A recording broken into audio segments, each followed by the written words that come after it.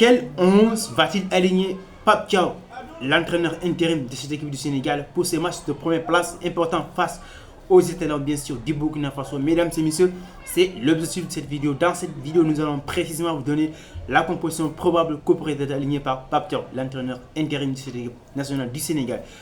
Mesdames et messieurs, on va prendre bien sûr, on ne va pas s'attarder, on va directement faire un focus sur la composition comme je l'ai dit. Dans les buts, il n'y aura pas de débat non plus parce que Edouard Mendy est de retour.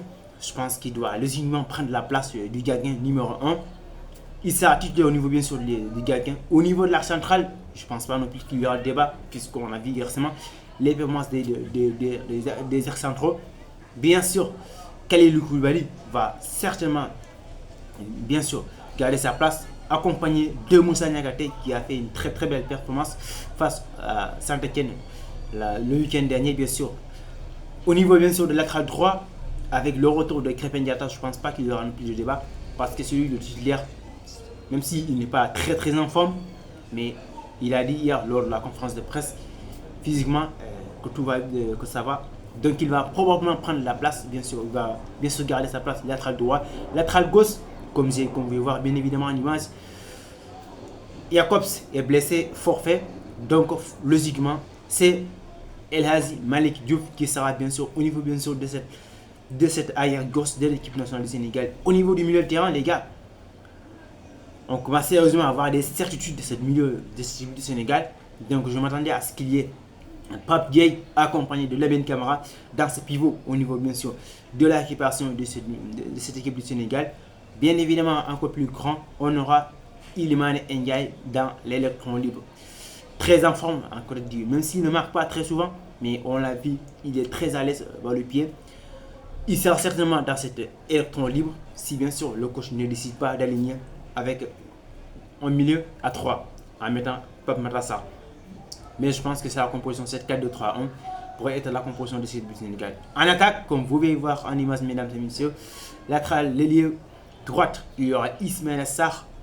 Au niveau bien sûr d'ailier gauche, Sadio Mané, l'éternel Sadio Mané, le leader technique de cette équipe du Sénégal. En pointe, mesdames et messieurs, il y aura Nicolas Jackson, même si bien évidemment il y a un petit peu de doute entre Jackson et Boulaye Dia, mais je pense que Jackson va prendre bien sûr la pointe de l'attaque, mesdames et messieurs. C'est ça la composition probable pour moi qui pourrait être alignée par le coach, bien sûr, l'entraîneur intérim de cette équipe du Sénégal, mesdames et messieurs. Ce sera un match compliqué parce que, connaissant cette équipe du Burkina, ils ont réussi à nous tenir en échec à domicile ici. Je pense que même si le match va se jouer bien sûr à Bamako, au Mali, ça ne va pas être un match facile. Ça va être un match hyper compliqué. Mais n'empêche, cette équipe du Sénégal doit quand même montrer le visage, doit quand même montrer bien sûr quelque chose d'intéressant. Parce que là, on n'est pas du tout convaincu par l'intérimaire Pape Thiaw. Pour certains matchs, notamment le dernier match où on a gagné à la toute dernière minute, ce qui signifie bien sûr que c'est l'équipe du Sénégal.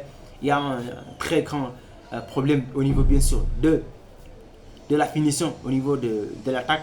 Il y a toujours pas, les attaquants n'ont toujours pas cette lucidité.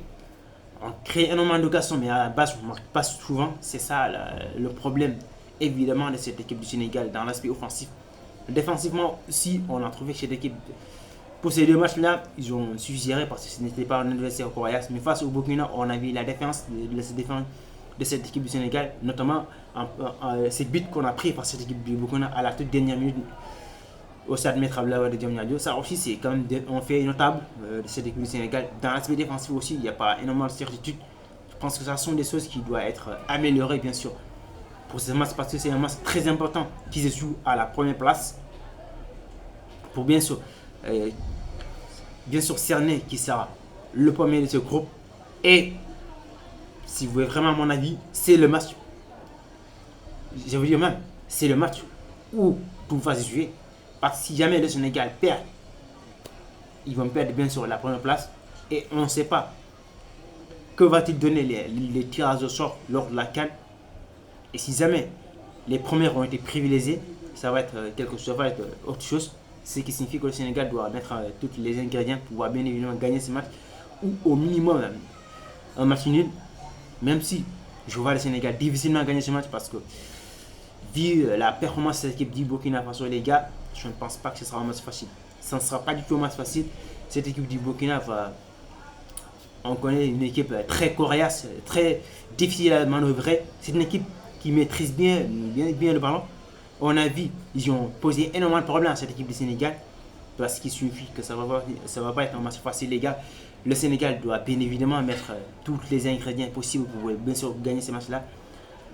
Même si pour moi, je n'ai pas énormément de certitude à cette équipe Sénégal, comme je l'ai dit souvent. Au niveau du milieu de terrain, dans l'attaque, il n'y a pas énormément de certitude, notamment à l'attaque qui nous préoccupe le plus. Parce que créer énormément d'occasions et à la base ne marquer pas mal, bien sûr, beaucoup de buts. Ça, ce sont des handicaps, ce sont des choses qui, bien sûr, le Sénégal doit bien sûr gommer. L'entraîneur doit, bien sûr, même si le temps de travail est certainement très réduit, parce que bien sûr, on peut constater, le Sénégal va jouer jeudi. Ça ne va pas être un match facile. Ça ne va pas être facile pour moi de mettre en place un système de jeu.